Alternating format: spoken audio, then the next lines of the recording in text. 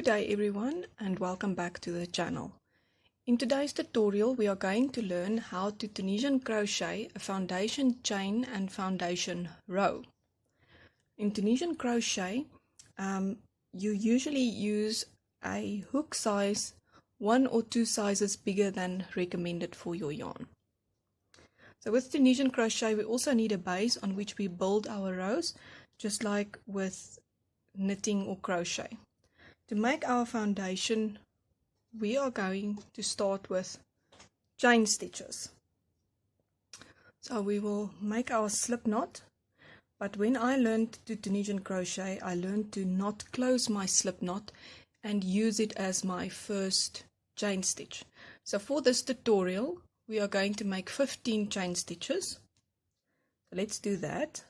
And don't make your chain stitches too tight, because then you will battle to get your hook into the stitches to actually work the foundation row. Now let's see how many stitches I made. So to count your stitches, it's easiest to count the back loops. So the slip knot's going to be 1, 2, 3, 4, 5, 6, 7, 8, 9, 10, 11, 12, 13, 14, 15. I made 16, so let's take one out. So that is now 15 chain stitches. So our chain stitch, the amount of chain stitches that you have will be the amount of stitches that you will work.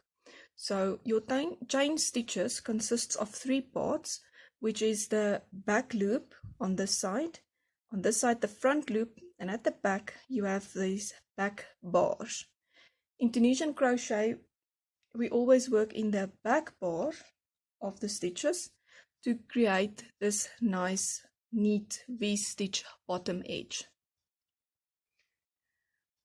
So in Tunisian crochet we always refer to the first row as the foundation row, which consists of a forward pass where we will pick up all the stitches on our hook, and a return pass where we work all the loops that we picked up in the forward pass until only one loop remains. So let me show you how.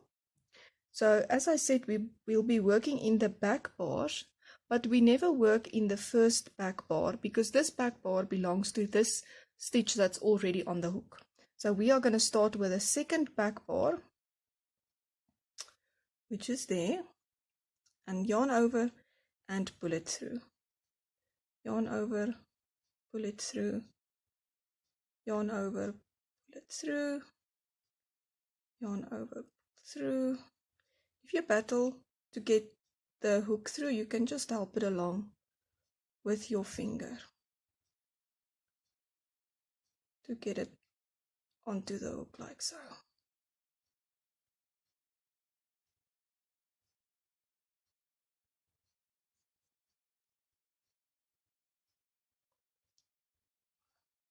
Just a few more,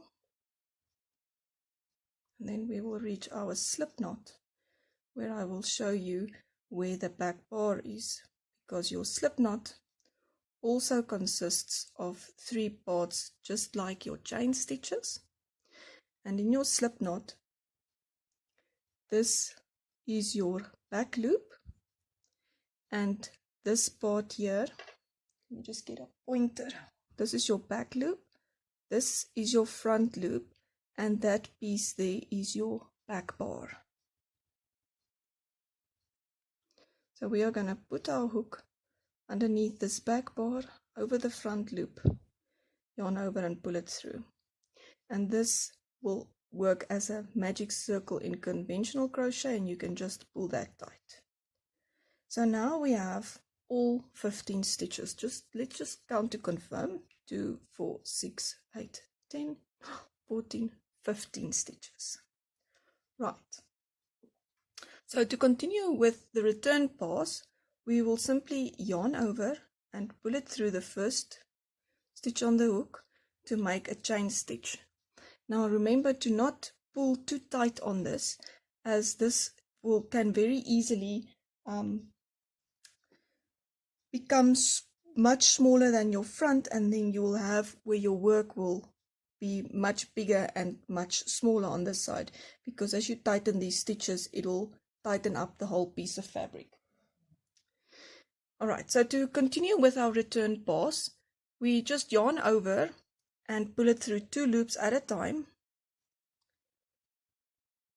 And then what we basically do in this with this is we interlock the stitches with chain stitches, and then we basically just drop off all of these stitches from the hook, and they don't go anywhere. They're locked with chain stitches, and that is what creates your Tunisian crochet fabric. So all we basically do is we yarn over and pull it through 2 loops at a time until we have only 1 loop left on our hook, and then we have completed our return pass, just like that.